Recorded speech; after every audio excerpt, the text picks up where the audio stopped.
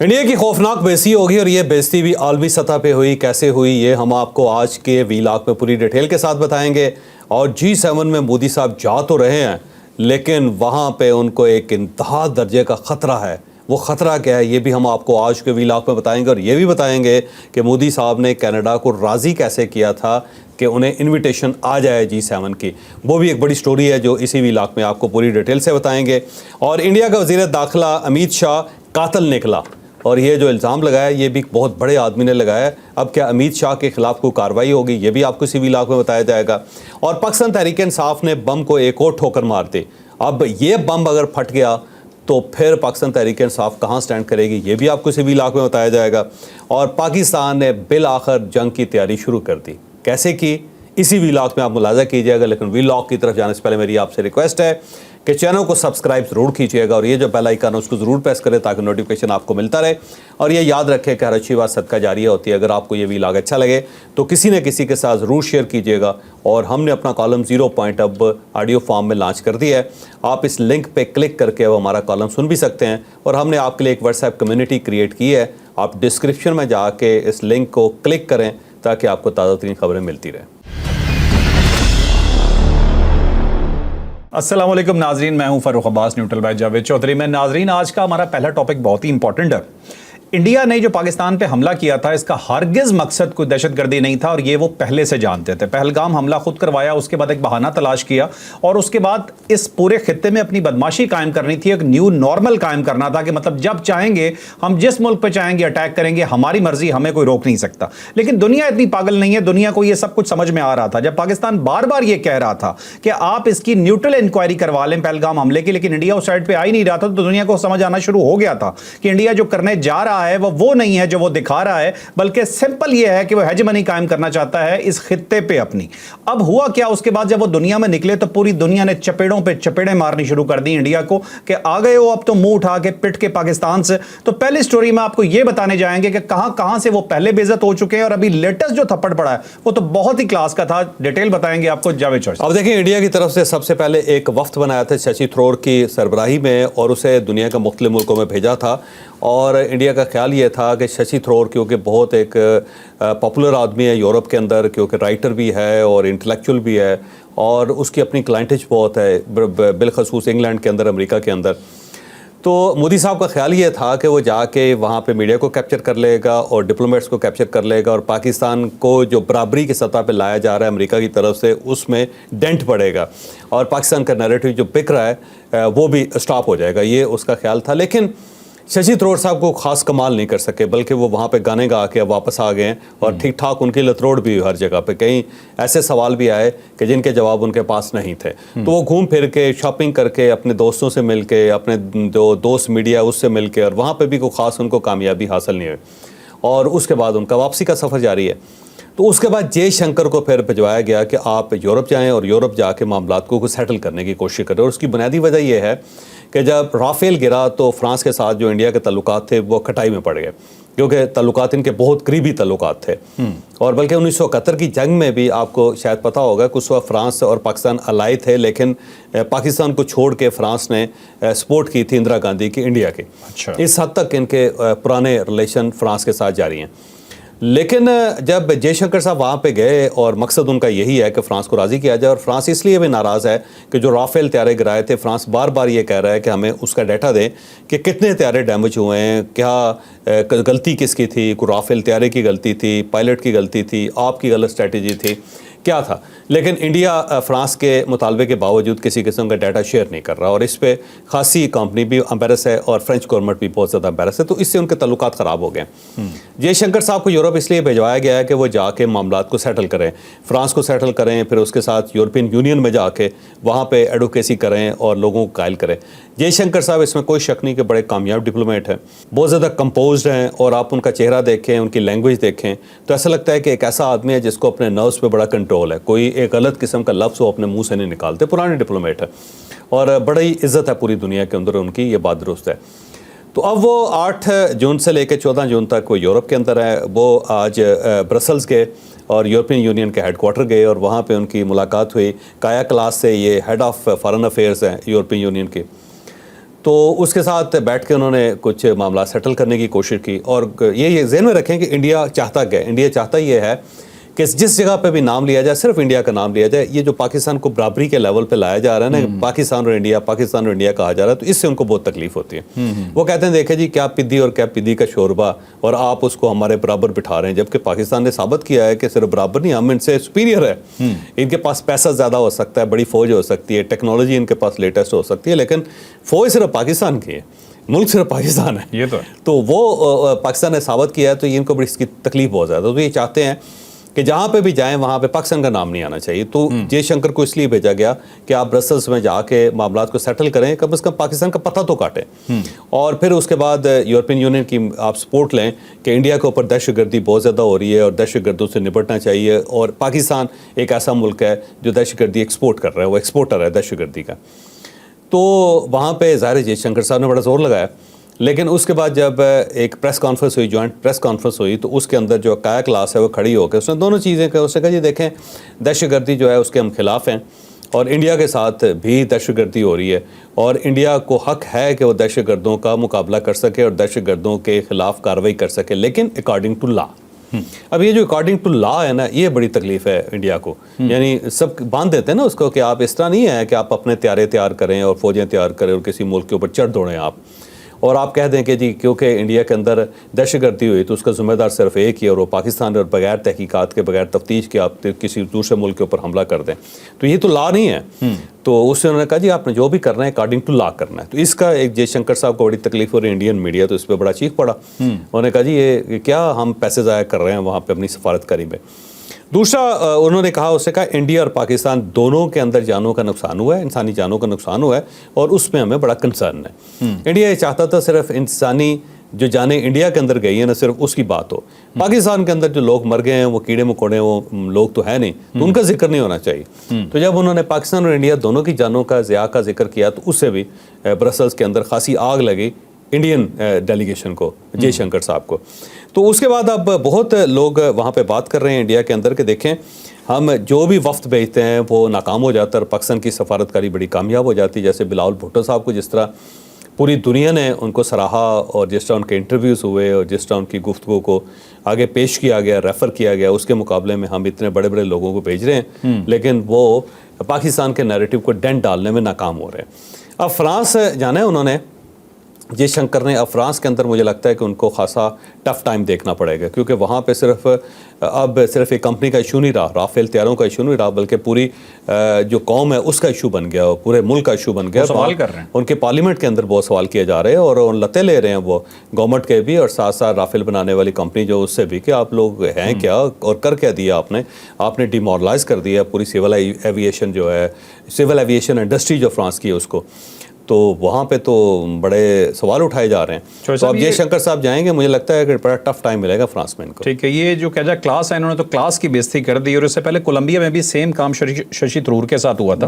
وہاں کولمبیا نے جب اپنی اسٹیٹمنٹ جاری کی تو اس میں بھی انہوں نے یہی کہا تھا کہ ہم پاکستان میں جو جانوں کا لاس ہوا ہے اس پہ ہم غمزدہ ہیں. اس کے اوپر بھی انہیں تکلیف ہوئی, احتجاج کیا کہ اس چیز کو ہٹایا جائے جو کولمبینز نے نہیں ہٹایا. ظاہر ہر جگہ پہ ان کو ہو رہا ہے نا. اب واشنگٹن کے اندر ہوا, نیو یارک کے اندر ہوا ششی تھرور صاحب کو, یو کے اندر, ہر جگہ سے ان کو کوئی بہت اچھی پذیرائی نہیں. صاحب کلاسیکل چترول ہو رہی ہے, ہر طرف سے ہو رہی ہے.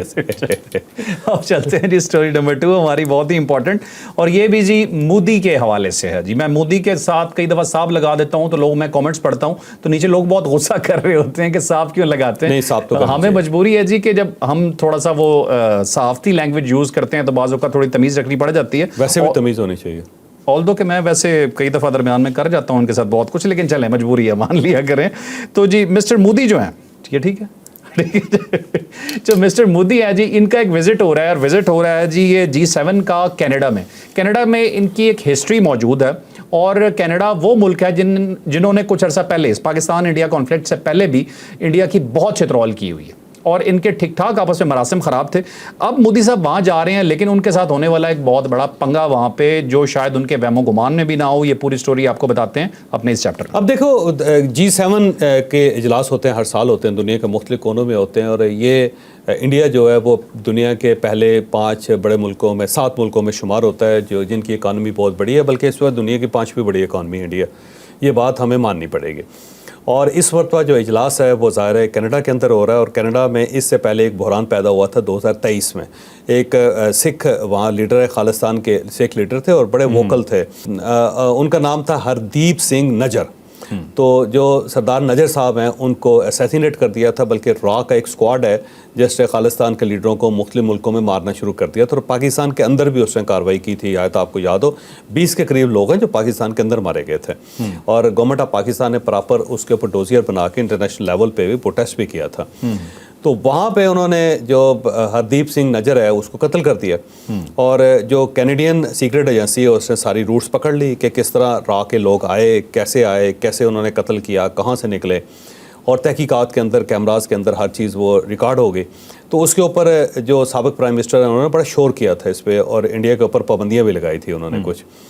تو اب اس کے بعد نیا پرائم منسٹر آ گیا، اور نیا پرائم منسٹر جو مارک کرنی ہے وہ ظاہر ہے اس کو بھی پریشر تھا بہت زیادہ، کیونکہ وہاں پہ سکھ ووٹر بہت زیادہ ہے، اور ایسا ووٹر ہے کہ جس کے بغیر وہاں پہ کوئی پرائم منسٹر الیکٹ ہی نہیں ہو سکتا. تو انہوں نے اپنے ووٹرز کو سیٹسفائڈ بھی کرنا تھا، اور سکھوں کے کہنے پہ انہوں نے مودی کو انوائٹ نہیں کیا تھا. پہلے یہ جو G7 ہے نا، اس کے اندر جو انڈیا اس کو بطور آبزرور بلوایا جاتا ہے، ایز اے گیسٹ بلایا جاتا ہے. اور اس کی بنیادی وجہ یہ ہے کہ G7 جو ہے اس کے اندر سب سے پہلے کینیڈا ہے، فرانس ہے، جرمنی ہے، اٹلی ہے، جاپان ہے، UK اور USA.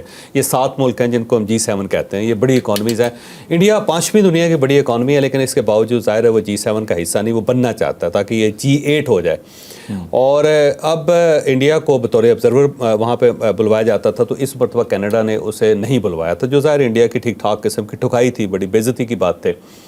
تو اب ایک سٹوری ہے، اور سٹوری یہ ہے کہ انڈیا نے بڑی مشکل سے راضی کیا کینیڈا کو کہ آپ ہمیں انوائٹ کریں، اور اس کے لیے انہوں نے آفر کی. تو اس پہ انہوں نے کہا کہ جو سردار نجر کا جو قاتل ہے ہم وہ آپ کے حوالے کر دیں گے، اور آپ اس کو ٹرائل کر لیں. یہ انڈر دا ٹیبل ڈیل ہے، جس کو ظاہر ہے کوئی پبلک نہیں کیا گیا، نہ کینیڈا کی طرف سے کیا گیا، نہ ہی انڈیا کی طرف سے کیا گیا. لیکن اب یہ سٹوری انڈیا کے اندر چلنی شروع ہو گئی ہے کہ را کے وہ لوگ جنہوں نے یہ آپریشن کیا تھا ان کو گرفتار کر کے اب کینیڈا کے حوالے کر دیا جائے گا. اب وہ لوگ ظاہر افیشل ہیں، اور ان کو اگر آپ کینیڈا کے حوالے کرتے ہیں تو آپ خود دیکھیں کہ کتنی بڑی امبیرسمنٹ ہوگی انڈیا کے لیے. لیکن بہرحال کوشش وہاں پہ انڈیا کی وہ ہوگی کہ ایک ایسی اسٹیٹ کے اندر مقدمہ چلے جہاں پہ سزائے موت نہیں ہے، تاکہ وہ سزائے موت سے محفوظ رہیں، اور ان لوگوں کو کچھ اور قسم کے گفٹ دے دیے جائیں یا سپورٹ کر دی جائے، تاکہ وہ اگر کوئی 6-7 سال وہاں پہ قید میں رہتے بھی ہیں تو وہ بہت زیادہ نقصان ان کا نہ ہو سکے. تو اس ٹائپ کی انڈیا نے ان کے ساتھ ڈیل کی ہے. ڈیل کے بعد ظاہر ہے پھر کینیڈا نے ان کو انوائٹ کر لیا. اب انوائٹ کر لیا تو مودی صاحب وہاں پہ جا رہے ہیں، اور یہ ظاہر 15 سے لے کے 17 جون تک یہ کانفرنس ہوگی، جس کے اندر انڈیا اس وقت بڑا خوش ہے کہ دیکھیں بہرحال ہمیں بلا لیا گیا اور ہم جا رہے ہیں. لیکن وہاں پہ ایک بڑا ایشو یہ اس وقت فیس کرنا پڑے گا نریندر مودی کو کہ وہاں پہ ڈونلڈ ٹرمپ بھی ہوں گے. اب اگر ٹرمپ ہو جاتے ہیں اور وہ مودی کو دیکھ کے کہتے ہیں مودی مائی فرینڈ، اور ساتھ ہی وہ یہ کہتے ہیں کہ میں نے آپ کے کہنے پہ سیز فائر کیا تھا، اب معاملات آگے بڑھائیں اور میں 2 سال سے کروانی ہے، تو وہاں پہ مودی صاحب کو امبیرسمنٹ بہت ہوگی.